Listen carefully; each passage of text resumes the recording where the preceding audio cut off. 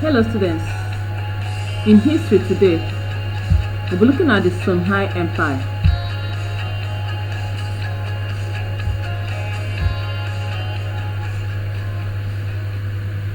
The Songhai Empire was a state located in the western part of the Sahel during the 15th and 16th century.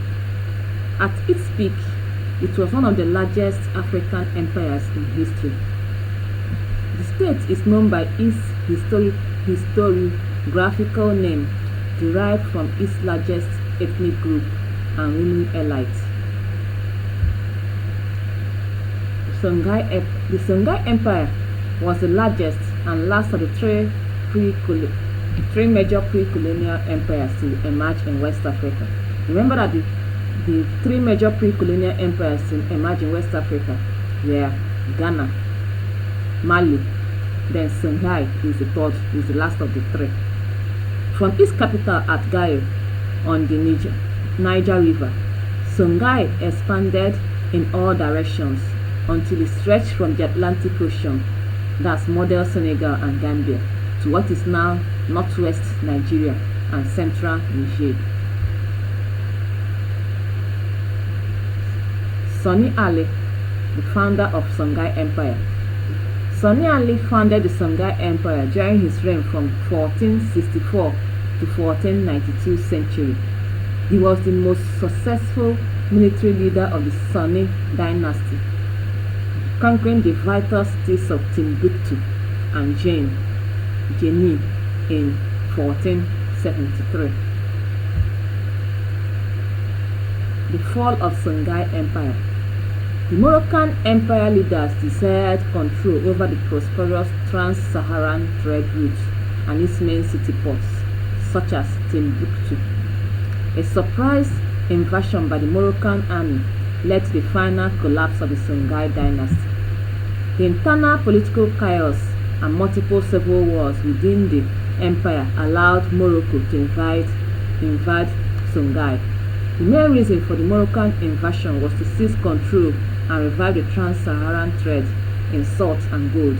The empire fell to the Moroccans and their firearms in 1591. The Songhai Empire was flourishing. So because of the flourishing nature of the empire at that time, the other leaders, the Moroccan leaders, they wanted to control the prosperity of the Songhai Empire. They became jealous of them. They wanted to control it. So they surprisingly invaded their territory and used their firearms to overcome them. So the Songhai Empire fell as a reason of their invasion. Now let's look at the features of the Songhai Empire. Songhai society traditionally was highly structured, comprising a king and nobility, free commoners, artisans, griots, and slaves. These are the people that made up the Songhai Empire. This is the structure, starting from the king, the king and the noble borns. Then they have the free commoners.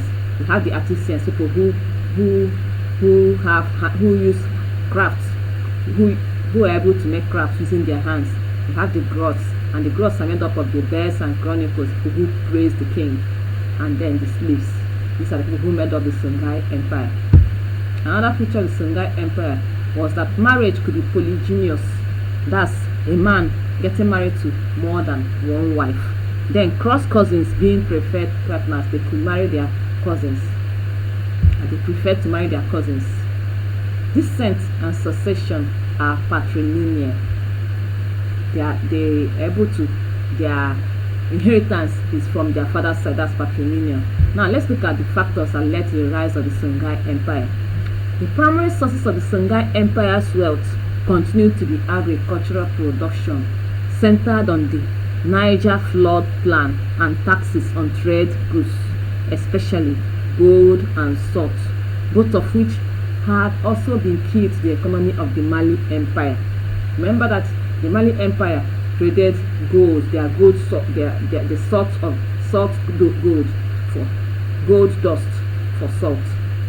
So these were the things that helped Malian Empire to rise economically. So the Songhai Empire, which succeeded the other empire, the other two empires, the Mali Empire and the Ghana Empire, the Songhai Empire also traded in gold and salt, and this also helped it to rise economically too. Let's look at the factors that led to the fall of the Songhai Empire. Less skilled kings found the empire too large to control. Other kings who had their eyes on the prosperity of the Songhai Empire emerged after the death of Sonny Ali.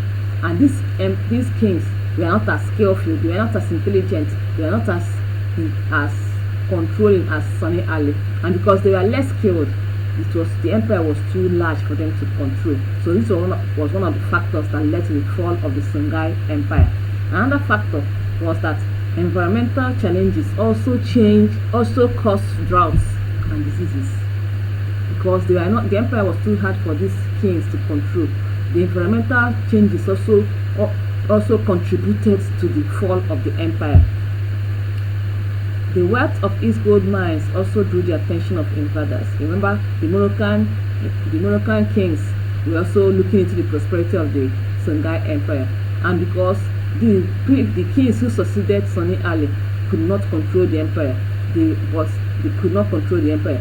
The wealth that the empire was making, the money the empire was making as a result of the gold mine, also made these invaders, the Moroccan kings, to begin to look into the Songhai Empire, and from there they were able to invade the empire and take control. Another factor that led to the fall was that Saadi Sultanate of Morocco saw the weakened Songhai Empire as vulnerable and invaded in 1590.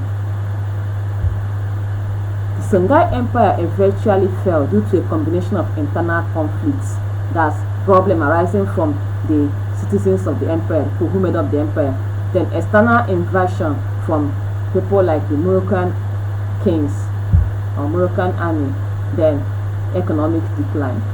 Because the empire was too large for the kings who succeeded Sonny Ali to control, the economy of the empire began to fall. So the empire fell as a result of these three factors: combination of internal conflicts, external invasion, and economic decline.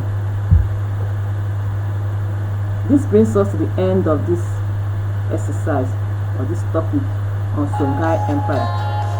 Let us look at the assessment section. Question number 1.